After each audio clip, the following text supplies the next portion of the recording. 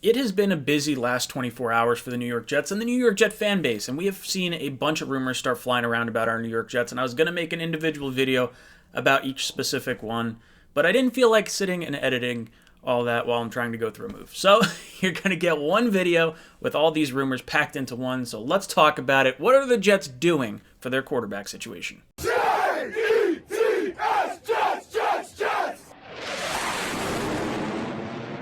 What's up, guys? Welcome to Jets Talk. My name is Ryan. I'll be your pilot today. If you're new here, hit that subscribe button. If you've been here before, welcome back. I love having you here. Guys, we got a lot to get into, so let's try to dissect everything little by little. The first rumor we heard pop up is that the Jets were apparently in on the Matthew Stafford sweepstakes. Now, in on the Matthew Stafford sweepstakes is, it's a little loose. I think we were just doing our due diligence. Apparently, the Jets reached out to inquire about Matthew Stafford, and then when it came to Saturday, the Lions reached back out to the Jets, and the Jets said they weren't really interested. So, just due diligence there, but apparently from what we're hearing, there were rumors of the other trades that came out. Carolina apparently offered their number 8 overall pick, and Washington offered up their number 19 overall pick with later picks and players thrown in as well. So, what do I think about that, right off the bat? Well, I didn't really want Stafford as our quarterback. It wouldn't have been the worst decision to go with him, but I think with his contract being only 2 years, it made more sense for him to go to a win-now team than a team like the Jets.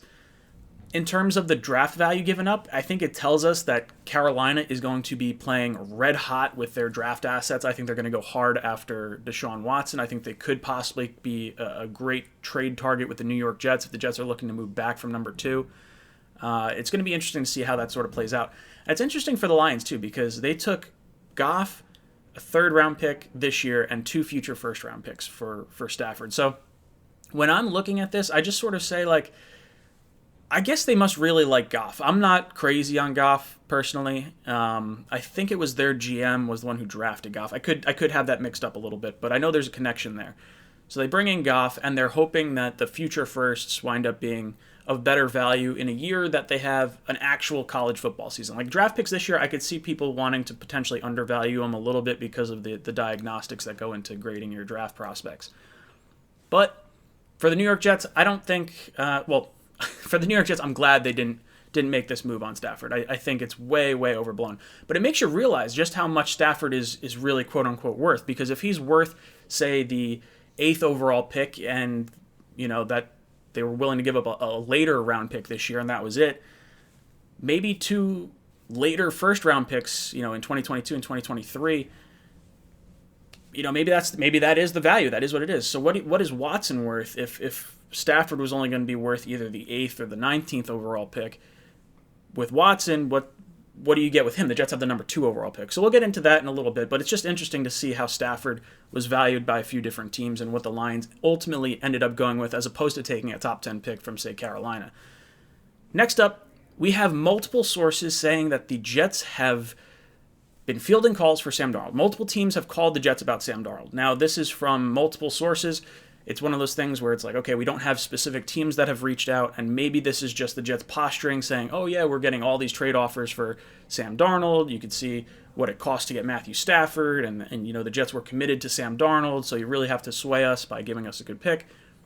It's going to be interesting. I don't know what the NFL landscape really feels about Sam, because from my diving into other fan bases forums and watching their YouTube videos, a lot of people really think the Jets wronged Sam. I'm definitely in that boat as well, but I don't see Sam Darnold as the solution in New York, really. And I'm wondering what teams are willing to give up. I've always projected it to be a second-round pick more likely than not. But then you see Stafford go for a few picks, so maybe the Jets could wind up getting a 2022 first-round pick. I would be cool with that.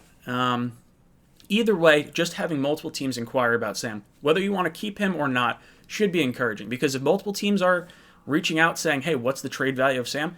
Maybe it is worth keeping him and building around him. There's certainly an argument for it. I mean, there's guys as recently as Alex Smith that had horrible starts to their careers and then wind up turning it around and playing, fantastic football on the back nine of their career. And Sam's only, 23 years old, so he's got plenty of time to really sit and grow and learn. So it's an interesting aspect. I still think the Jets are going to wind up trading Sam, and I, for one, am elated that there's multiple teams contacting the Jets, because that means at least there's some interest from around the league.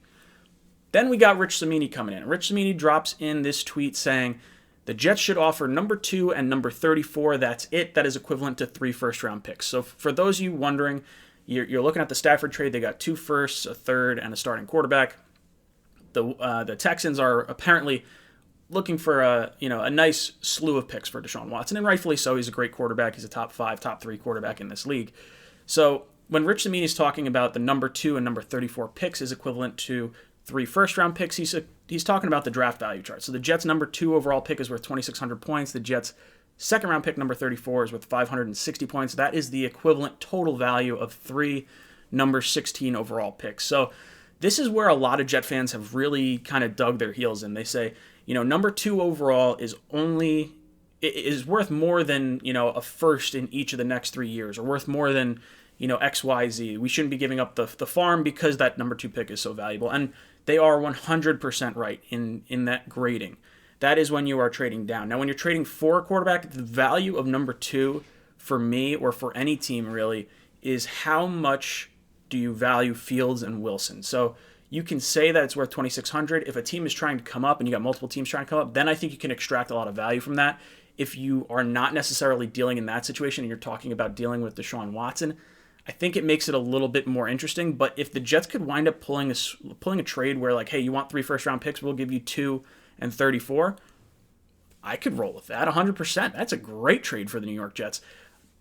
If we're going to take a quarterback at 2 overall anyway, I would much rather it be Deshaun Watson than Wilson or Fields. So, interesting stuff there. I do think it's going to take 3 first-round picks ultimately. I hope it's over the course of the next 3 years, but it's interesting nonetheless. So, final rumor of the day, we're talking John McClain. This is the Houston Chronicles, I believe, reporter, the guy from Houston that's really their sounding board for the team and the guy that they use to leak a lot of their rumors out into the media. So he comes out and he says the Texans are looking for this type of trade package. They're looking for 2 firsts, 2 seconds, and 2 defensive starters. And when I look at that, I just say, yeah, me too. I want that for Sam Darnold. That sounds fantastic. 2 firsts, I can wrap my head around that. 2 seconds, I can wrap my head around that. 2 defensive starters, you're starting to get a little crazy now. You're trying to get 6 players for 1 Deshaun Watson, and that's probably where I wind up drawing the line, because who are the Jets winding up giving? It seems like Quinnen Williams is supposed to be a part of a deal, basically any rumored deal. It's like, oh, well, they should throw in Quinnen, or oh, they should do this, or oh, they should do that. Well, Quinnen, for me, if I'm looking to trade Quinnen, I'm valuing him at least as a first and a third round pick. So are you saying you want 2 firsts, 2 seconds, and then an additional first and third round pick and a starter? No, go kick rocks. That's not happening. So what does this work? How does this work? If this is the baseline for a trade or the starting point of negotiations, I could kind of wrap my head around this, because of 2 first-round picks, what are those 2 first-round picks? Are you saying you're taking the late first-round picks, guys, drafting in, let's say we want 2022 and 2023 first-round picks, that's 2 first-round picks. Is that what you're saying you're going to do? Or are you trying to take, a mid-20s pick? Or is the number 2 overall pick, like Rich Cimini is saying, worth so much more that you can get rid of 2 first-round picks and you can say, hey, we're going to take a first-round pick, 2 seconds, and a defensive starter, or something like that? It's interesting. I don't want the Jets to give up a crazy ton for Watson. I'm cool with trading for him, and I'm cool with like a pretty good price, but I'm also of the mindset that we don't need to be raked over the coals. The Jets are holding maybe not all the cards, but like the worst case scenario for the Jets is him going to Miami. And if Miami doesn't seem like they're going to be actively pushing 2 firsts, 2 seconds, and 2 defensive starters, I'm not as concerned as a Jet fan, because Watson still has the no trade clause, so he can go out and say, nope, I veto this trade, nope, I veto that trade, and the Jets could wind up being in a better situation. So, for me, I still want Watson. I think Cimini is right that the number 2 pick is worth more than what a lot of people are saying. I think it's maybe not quite as valuable as he's maybe saying 3 first-round picks. Sometimes quantity is better. Like with the Texans, and they're resetting their whole roster, they may opt to go with lower first-round picks and try to figure out the quarterback situation later. I could see that happening. In terms of multiple teams contacting the Jets about Sam Darnold, hell yeah, I want to recoup some draft capital after trading for Deshaun Watson. And then the Jets, reaching out about Stafford, I think it's just due diligence. I don't think it's any different than the Jets fielding calls for Sam Darnold or for fielding calls for Jamal Adams, 2 years ago. So, guys, let me know what you think about those rumors. Anything sort of strike home for you? Do you see anything big in this? Did I gloss over things too much? Let me know in the comments down below. And as always, go Jets.